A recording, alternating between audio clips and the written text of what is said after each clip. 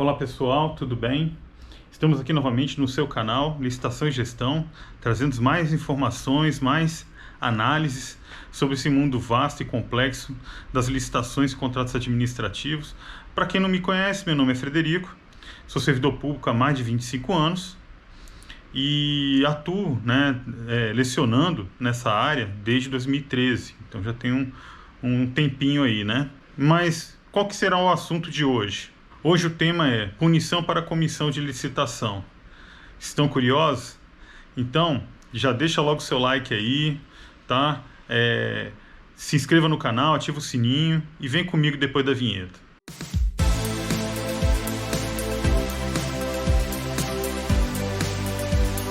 Pessoal, o assunto de hoje eu quero deixar bem claro, tá? Eu trouxe um caso real, tá bom? Porque eu acho que é interessante, até para compreensão, para a gente analisar alguns pormenores. Então eu decidi pegar um caso real. Quero deixar claro de antemão que o meu intuito aqui não é expor ninguém, tá? Muito pelo contrário, não vou citar nome de ninguém que está envolvido no caso. Não é o objetivo aqui. O objetivo aqui é puramente para ensinar, né? E eu vou, agora sim, antes de mais nada também, vamos colocar aqui que esse assunto eu tive acesso por meio da imprensa da internet, né? E do mesmo jeito que está lá, eu peguei o número do recurso especial, coloquei na pesquisa do Google e achei facilmente a peça. Então, eu acredito que não seja segredo de justiça, porque se qualquer um pode fazer uma pesquisa no Google e achar, né? Então eu não vejo problema nenhum. Então nós vamos nos ater a analisar o caso em si, tá bom, gente? É só para a gente realmente estudar, entender o que aconteceu, o que pode acontecer, né? Para a gente poder nos aprofundar nesse assunto que a gente tanto estuda aqui no canal, que é licitação e gestão, né? Eu estou analisando aqui um recurso especial, né? Apreciado no STJ sobre um caso de fraude em licitações, no município de Brejinho, lá no Rio Grande do Norte, né? O prefeito, à época, isso já tem bastante tempo, já tem alguns anos aí, o prefeito de Brejinho, né, as três moças ou senhoras que compunham a comissão de licitação à época e dois sócios, representantes da empresa, que vencedora, né, teoricamente, estavam sendo responsabilizados. A ação já tinha corrido na primeira, na segunda instância, né? Óbvio que já estava no STJ, e aí estava analisando esse recurso especial. Então, assim, eu vou explicar o caso agora. O que realmente aconteceu? Ao que tudo indica, né, pelo que está exposto de forma muito resumida lá na peça, a empresa já tinha sido contratada pelo município, e as pessoas envolvidas, para conferir um ar de legalidade ao processo licitatório, né, a contratação, na verdade, resolveram simular um processo licitatório após a contratação da empresa. Olha só que coisa mais absurda, né? Então eles saíram pegando vários documentos com datas e horários anteriores, forjando, né, para poder conferir um ar de legalidade. E aí eles simularam a tomada de preços. Tá, então já fica claro aqui que nós estamos tratando sob a égide da Lei 8.666, né, que vai ser revogada agora, né, falta muito tempo. Aqui nós estamos em meados de fevereiro de 2023, daqui mais um mês e meio, a Lei 8.666 deixará de viger, né, será revogada, mas ela ainda terá alguma vida útil aí em cima dos contratos que foram firmados antes, né, dessa data aí, né? Lembrando que, de acordo com o comunicado 10 da SEGES, quem usa o Compras Gov tem até o dia 31 de março para sair publicado o aviso do edital ou da dispensa eletrônica, né? Se tentar fazer isso depois, eu acredito que não conseguirá, estará impedido. E os contratos firmados a partir daí, se regidos com base na Lei 8.666, ainda continuarão vigentes, continuarão regidos por esta lei até o seu final, mesmo com as prorrogações, tá bom? Bom, Voltando ao assunto, nós falamos aqui de tomada de preço. Então nós vamos recordar um pouquinho aqui as modalidades da 8.666, né? Nós temos lá concurso, né? Leilão é para desfazimento de bens. E aí nós temos mais 3 modalidades, que eram as principais, que era concorrência, tomada de preço e com carta convite. Depois, com o advento da 10.520, chegou o pregão. Qual a diferença entre essas 3 modalidades no âmbito da 8.666? Concorrência, tomada de preços e convite. Basicamente, valor, tá? É com base no valor e no objeto também, né? Porque dependendo do objeto, o limite de valor também mudava. Então, era com base nisso que a gente estava trabalhando. Na sistemática da Lei 14.133 de 2021, essas coisas não ocorrem dessa forma, né? A dinâmica é outra. Então, aqui o valor não importa mais. Fiquem atentos para isso. Mudou a sistemática. Aqui o que vale mais é a característica do bem que você está trabalhando. E aí hoje nós não temos mais tomada de preço nem carta convite sob a égide da nova legislação, que reinará suprema a partir de 1º de abril de 2023. Então hoje nós temos o que com a nova lei? Nós temos o pregão e a concorrência, basicamente. Demais, nós temos ainda o diálogo competitivo, que é para uma excepcionalidade, e temos também o leilão e o concurso. Então, veja você que o leque, né, de modalidades mudou. E também não podemos esquecer, tá, que a própria lei fala, cabalmente, que o concurso... a concorrência e o pregão seguem o mesmo rito processual, tá bom? Então, é assim que funciona. Primeiro também o julgamento, depois a habilitação, mas você pode inverter as fases caso justifique no processo.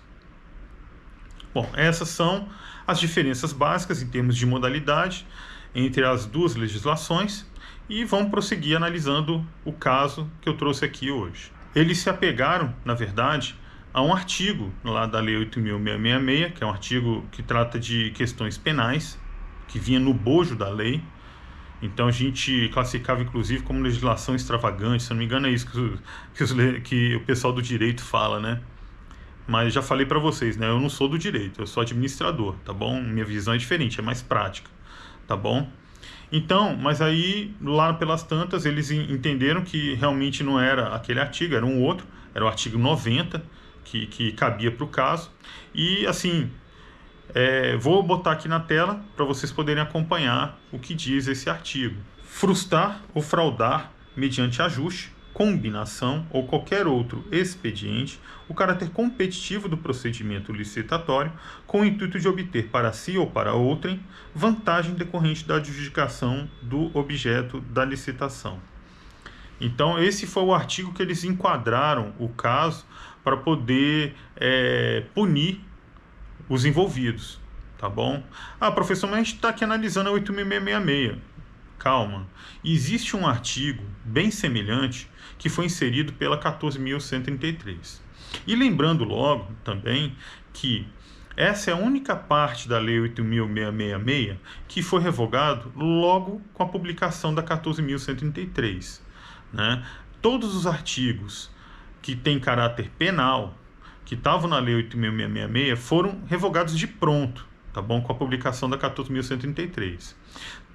A 14.133 trouxe novas regras e já inseriu todas elas diretamente aonde realmente merecem estar, né? Que é no Código Penal. Lá eu vou mostrar para vocês aqui que existe um artigo que traz a redação muito parecida com essa daí, tá bom? Vou colocar aí na telinha, presta atenção. É o artigo 337-F. Frustrar ou fraudar com o intuito de obter para si ou para outrem vantagem decorrente da adjudicação do objeto da licitação, o caráter competitivo do processo licitatório. Assim, Vocês veem que muda muito pouca coisa, né? Na 8.666, o legislador tinha se preocupado em dizer quais são as formas que levam àquele ato, né, de frustrar ou fraudar o caráter competitivo da licitação. Aqui o legislador nem fez essa menção. Por quê? Porque ele conferiu um caráter mais amplo. Qualquer tipo de ato que leve a esse resultado será punido, né? E aí, quais são as outras diferenças, né? Tem a ver com a gravidade da pena aplicada. Então, na 8.666, era pena de detenção de 2 a 4 anos, né, mais multa.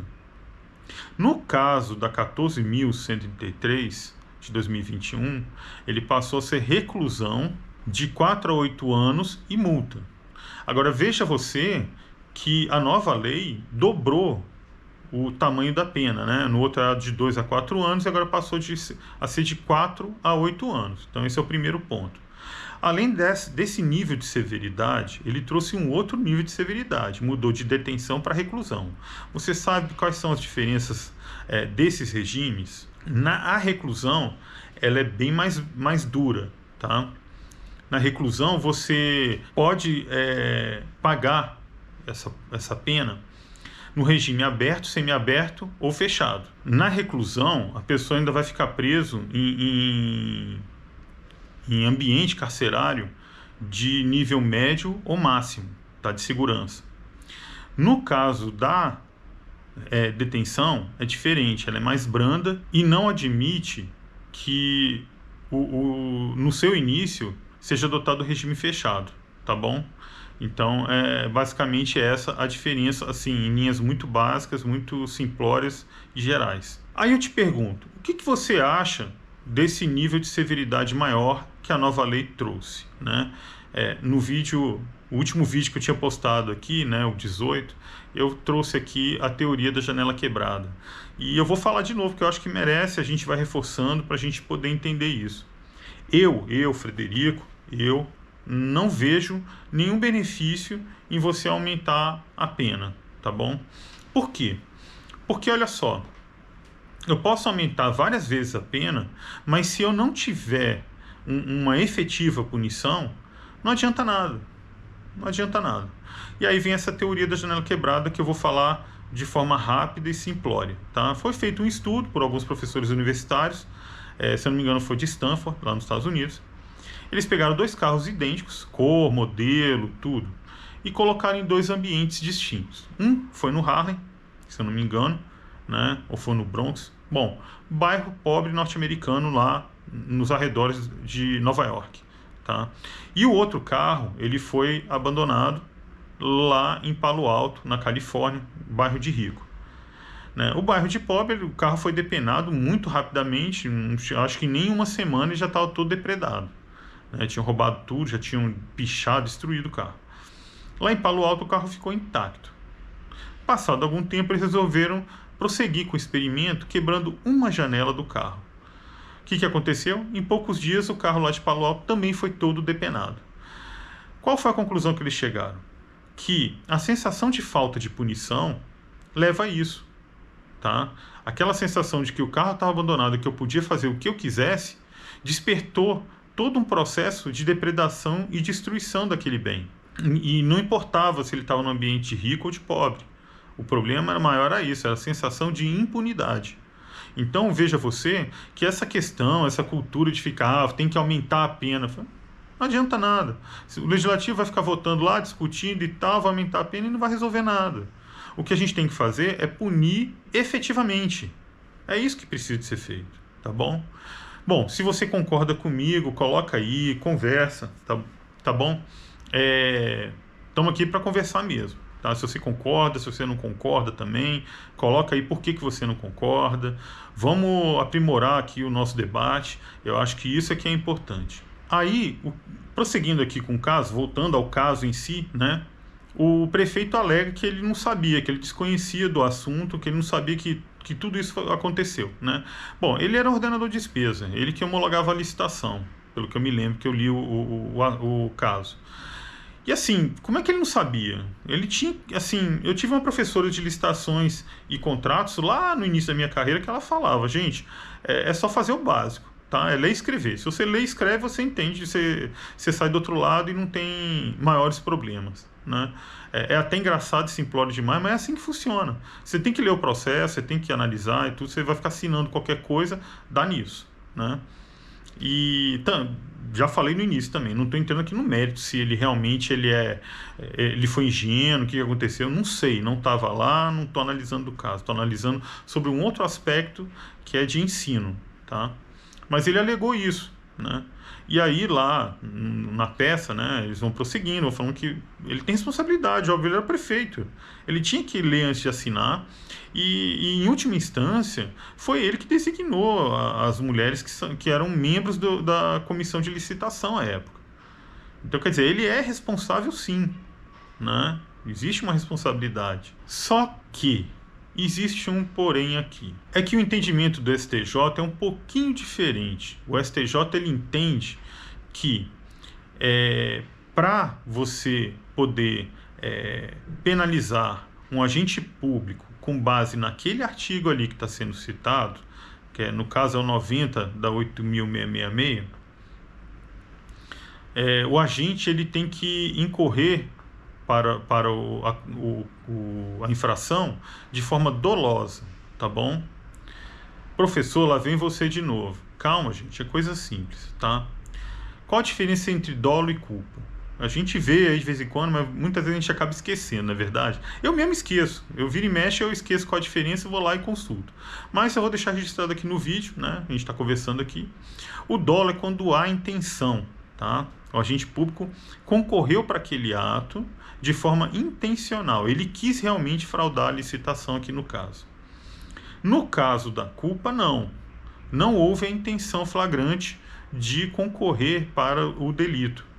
Então, a gente fala também, inclusive, que no caso da culpa, né, existe casos de imperícia, né, de negligência, né, e aí são esses casos, basicamente, que você pode perceber a culpa. Então, entendendo que que não existem registros de que o prefeito tenha concorrido para aquele ato de forma dolosa, né, então ele passou a ser absolvido pelo STJ, diferente do que foi decidido nas duas instâncias anteriores, tá bom? Foi isso que aconteceu.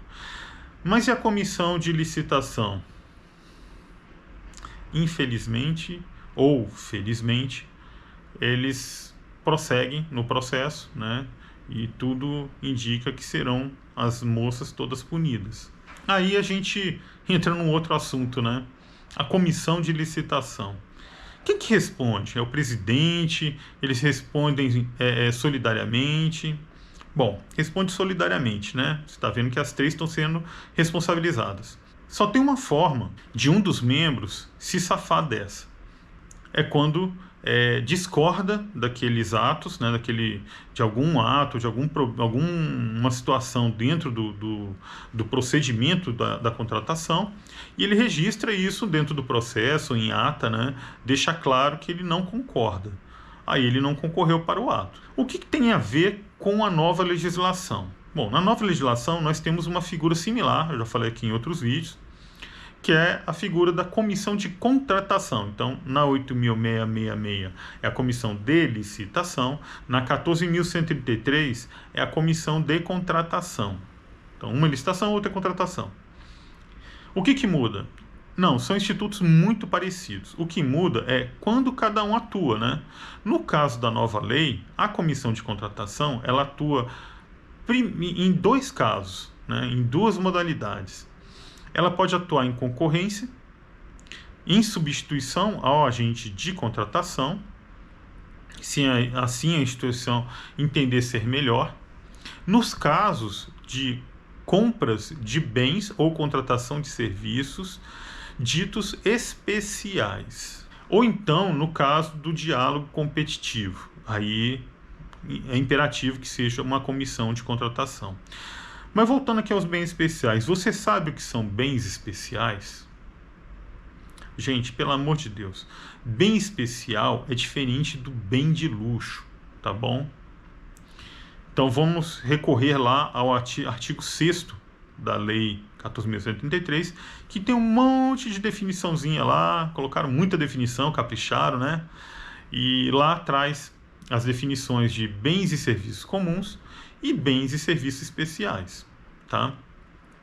No caso dos bens e serviços especiais, eles falam em alta heterogeneidade e complexidade. Esses são os termos que o legislador utilizou para definir os bens especiais. E ainda, né, são aqueles que não se confundem com o que estão lá no inciso anterior. O inciso anterior, para quem não sabe, fala de bens comuns, né, que é o caso, serão aqueles adquiridos ou serviços contratados mediante pregão.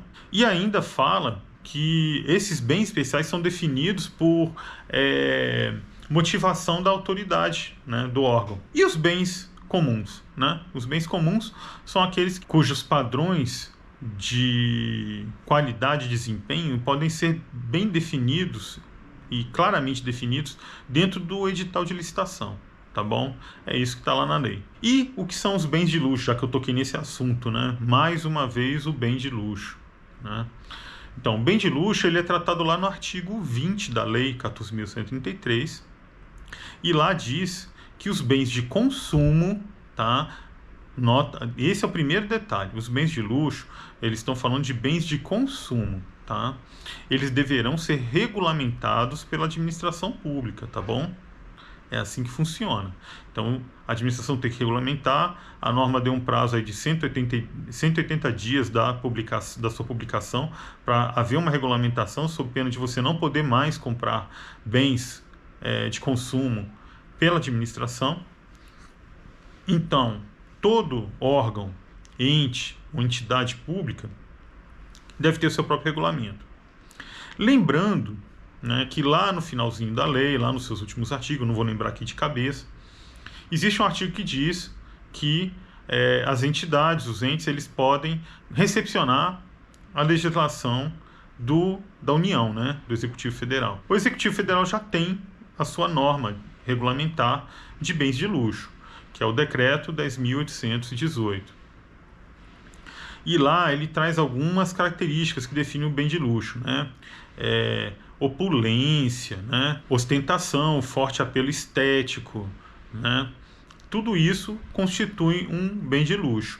E assim, para arrematar, eu acho que eles foram muito felizes na questão de definir os bens de luxo com base na elasticidade e renda da demanda, né? Já falei isso aqui em outro vídeo, é um vídeo um pouco antiguinho, né, que eu trato só de bens de luxo, e eu acho que a definição lá foi muito feliz, tá bom? Para você então, que é uma entidade que ainda não tem essa regulamentação, você pode se socorrer a essa regulamentação do Executivo Federal, ou você pode desenvolver a sua, mas desenvolva rápido, tá? Porque a lei está entrando em vigor e você precisa licitar, não é verdade? Bom, já que a gente já fez toda a análise, agora a gente vai falar aqui, né, o que deveria ter sido feito o tempo todo. Primeiro, você não pode contratar para depois você simular uma licitação. Obviamente, você tem que fazer uma licitação antes para você selecionar o melhor fornecedor com base na proposta, né, de preço e também na sua habilitação, para ver se a empresa está apta mesmo, se ela está toda em dia, toda direitinho, toda regular. Esse é o procedimento correto. E não adianta a administração pública ficar falando: ah, mas é porque eu quero resguardar o bem público e eu sei que essa empresa é muito boa e tal. Não se esqueça que nós temos um princípio que está lá na Constituição Federal, no caput do artigo 37, e também no artigo 5º da 14.133, e também estava presente lá na 8.666, no artigo 3º, que é o princípio da impessoalidade. A gente não pode sair escolhendo o cara que eu quero. O dinheiro não é meu, o dinheiro é público. Tá bom, gente? Então tem que prestar atenção nisso. Se existe um procedimento licitatório, esse procedimento tem que ser seguido a rigor. Ainda mais nós que somos agentes públicos, porque o agente público, diferente do privado, ele é obrigado a seguir, ele só pode fazer o que a legislação manda. Diferente do agente privado. O agente privado não, ele pode fazer tudo aquilo que a legislação não proíbe. Veja que é diferente. O agente privado ele tem um leque muito maior de atuação, ele tem mais liberdade. O agente público não. O agente público ele só pode fazer o que está na legislação. É assim que funciona. Ele possui mais amarras exatamente porque ele está lidando com um bem que é da sociedade. Tá bom, gente? Então, esse é o procedimento correto. E não adianta ficar tentando criar essas coisinhas e tal, que mais cedo ou mais tarde você pode ser punido. Tá bom, gente? Bom, eu acho que era isso que eu tinha para falar, né? Espero que vocês tenham gostado do vídeo. Sinceramente, é a primeira vez que eu trago um caso desse, assim, real, né? E acho que ficou bacana, né? E eu acho que vai enriquecer bastante os estudos aí. E deixa no comentário, fala aí se você gostou, se você não gostou, o que você achou, né? Se você quer que eu traga mais casos, se você quer que analise algum acordo do TCU e tudo, que a gente vai trabalhar nisso, tá bom? Tô aqui para atender vocês. Gente, esse foi o recado de hoje. Um forte abraço, fique com Deus e ó, até mais.